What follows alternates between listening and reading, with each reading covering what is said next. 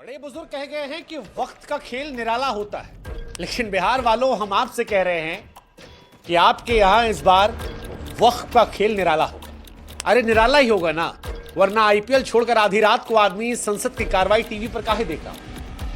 मतलब आम आदमी समझ ही नहीं पा रहा है कि आईपीएल में ट्रेविस हेड, निकोलस पूरन जो छक्का चौका मार रहे हैं उसमें ज्यादा मजा है, या संसद में सांसदों में चर्चा हो रही कि भैया सुधांशु त्रिवेदी ज्यादा तीखा बोले। नहीं यार, इमरान प्रतापगढ़ी की शेरो शायरी में ज्यादा दम था। दोनों में रोमांच कहां ज्यादा है वो आम आदमी डिसाइड नहीं कर पा रहा। दोनों साइड अपना अपना फैन फॉलोइंग बटा हुआ है। लेकिन इन सब के बीच में वक्फ संशोधन बिल ने एक बात तो तय कर दी है कि इस बार बिहार में सरकार जो है वो वक्फ पर ही बनेगी, और वो इसलिए क्योंकि नीतीश कुमार ने बिल का समर्थन कर दिया। अब नीतीश बाबू ने बिल का समर्थन किया तो उनके पुराने सहयोगी आरजेडी ने ट्वीट करके कहा कि नीतीश अब सबके नहीं है, नीतीश जी आरएसएस के सर्टिफाइड नेता है, वो नीतीश नहीं है, चीटीस है।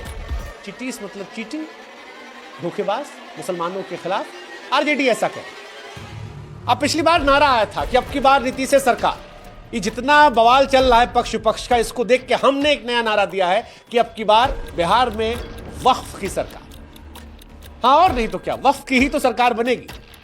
अरे हम ये नहीं कह रहे कौन सी वाली बनेगी, जो समर्थन में उसकी बनेगी, जो विरोध में है उसकी बनेगी, लेकिन इतना जरूर तय है कि अब की बार बिहार में सरकार जो है वो वक्फ की ही बनेगी। वो बिहार जहां पर जात पात के आधार पर चुनाव होता है, इस बार वहां पर वोटिंग जो है वो वक्फ के इर्द गिर्द होगी। इस बार का बिहार का चुनाव हिंदू मुसलमान पर होगा, ये बात तय है, और उसमें जबरदस्त तरीके से जुबानी चौके छक्के लेंगे, जैसे आईपीएल में लग रहे हैं। अब आईपीएल को थोड़ा हमने बदल दिया है। आईपीएल मतलब इंडियन पॉलिटिकल लीग, और इस बार लीग का मैच जो होगा वो बिहार में होगा, और वहां पर जुड़ेगा वक्फ संशोधन बिल। वक्फ संशोधन बिल जो है वो पास हो गया। सत्ता पक्ष की तरफ से सुधांशु त्रिवेदी ने जबरदस्त तरीके से वाक्य विन्यास, मुहावरों, छंदों से बिल की शान में कसीदे पढ़े। बीजेपी वाले, आरएसएस वाले सीटी मार रहे थे, कह रहे थे भैया सुधांशु जी से बढ़िया इतिहास पर कोई नहीं बोल सकता। तो विपक्ष की तरफ से बैटिंग करने आए इमरान प्रतापगढ़ी। उन्होंने भी अपने नुक्तों से, अपनी उर्दू से, अपने शायरी से एक तरकश से तीर निकाले, सरकार पर दे दनादन बात रखी। और आधी रात को जिसने भी चर्चा सुनी वो इन दोनों के बीच में ज्यादा बेहतर कौन था, इस बात पर संवाद करता रहा कि यार कौन ज्यादा बढ़िया, सुधांशु जी ज्यादा बढ़िया बोले थे क्या इमरान प्रतापगढ़ी ज्यादा बढ़िया बोले थे। लेकिन इन सारी कहानी के बीच में वक्फ संशोधन बिल का जो सबसे इंपॉर्टेंट हिस्सा है वो बिहार से जुड़ जाता है। वो बिहार जहां पर नीतीश कुमार मुख्यमंत्री हैं और इस साल विधानसभा के चुनाव होने वाले। ये बात हम इसलिए भी कह रहे हैं क्योंकि देश के गृह मंत्री अमित शाह साहब कहते हैं कि 2014 में चुनाव से पहले कांग्रेस वक्फ को लेकर बदलाव करती है। वो बदलाव चुनाव को ध्यान में रखते हुए करती है। अगर कांग्रेस ने बदलाव नहीं किए होते तो आज ये बदलाव नहीं होते। लेकिन एक सच ये भी है कि इस बार बिहार चुनावों से पहले भी जो ये बदलाव है इसका असर बिहार में दिखेगा। बिहार में इससे वोट या चोट पड़ेगी, क्योंकि वक्फ संशोधन बिल के पास होने में नीतीश कुमार, जीतन राम मांझी और चिराग पासवान का अहम रोल। इन तीनों ने बिल का समर्थन किया। वैसे समर्थन तो चंद्रबाबू नायडू ने भी किया था, लेकिन उनका जिक्र हम डिटेल में नहीं कर रहे क्योंकि फिलहाल वक्फ संशोधन बिल का सिरा जो है वो बिहार से जुड़ रहा है। चुनाव बिहार में, तमिलनाडु में नहीं है। अब बिहार में क्योंकि इसी साल चुनाव है, मुसलमानों की संख्या अच्छी खासी है, इसलिए बिहार में तनाव है। तनाव इस बात को लेकर कि नीतीश बाबू पलट गए क्या, या नीतीश बाबू की स्ट्रेटेजी का हिस्सा है। नीतीश बाबू तो सेकुलर थे, क्या वाकई में बीजेपी के हो गए, या मौजूदा दौर में बिहार की सियासत चुनाव को देखते हुए नीतीश कुमार की एक नई स्ट्रेटेजी का हिस्सा है।